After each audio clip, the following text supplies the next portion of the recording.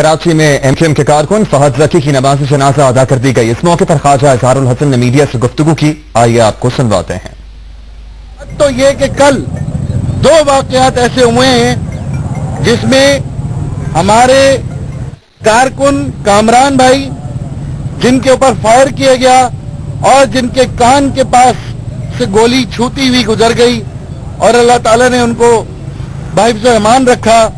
और इसी तरीके से उसी लम्हे रात को 1 बजे दूसरे साथी जिनकी अभी हमने नमाज जनाजा पढ़ी है, फहद जकी, जिनको रात को 1 बजे उनके घर से गुंडे हकीकी दहशतगर्द उठा के ले गए, करीब के ग्राउंड में ले जाके तशद्दुद किया और हलाक कर दिया। एमक्यूएम के मकतूल कारकुन फहद की नमाज जनाजा अदा कर दी गई है, जिसके बाद एमक्यूएम के रहनुमा ख्वाजा इजहार मीडिया से गुफ्तगू कर रहे हैं। दूसरे साथी जिनकी अभी हमने नमाज जनाजा पढ़ी है, फहद जकी, जिनको रात को 1 बजे उनके घर से गुंडे हकीकी दहशतगर्द उठा के ले गए, करीब के ग्राउंड में ले जाके तशद्दुद किया और हलाक कर दिया।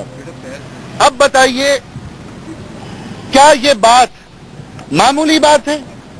क्या ये छोटी बात है कि हम कराची में अमन के लिए कुर्बानियां दे रहे हैं? पुलिस कुर्बानियां दे रही है, रेंजर्स कुर्बानियां दे रही है, शहरी कुर्बानियां दे रहे हैं, और ऐसे में एक गिरोह को बेलगाम छोड़ दिया जाए कि वो कराची के अंदर बदअमनी फैलाता रहे, गुंडागर्दी करता रहे।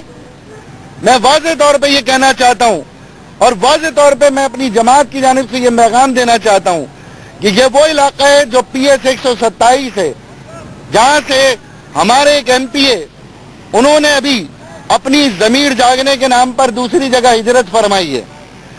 ये PS 127 है जहां पर ये दहशतगर्दी की कार्रवाइयां की जा रही हैं, और PS 127 के इंतखाबात में इस तरह की कार्रवाइयां करके दहशत फैलाई जा रही है, वहशत और बर्बरियत फैलाई जा रही है ताकि लोग वोट डालने ना निकलें।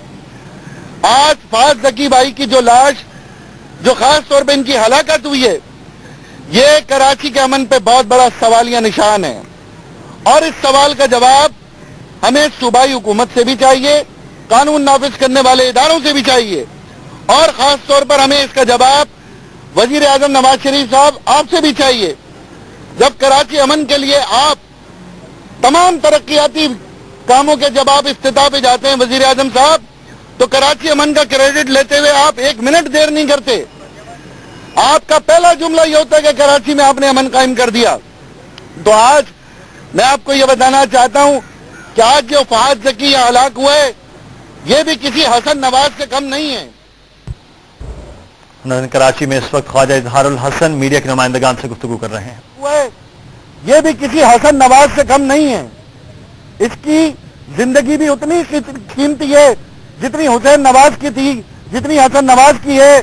और अगर आपको अपने बेटे का दर्द है, आपको अपने बेटे का दर्द है, तो कराची में ये मासूम फहद जकी दहशतगर्दों के हाथों हलाक हुआ है, तो इसका दर्द भी आपके दिल में जागना चाहिए और आपको इसके ऊपर एक्शन लेना चाहिए।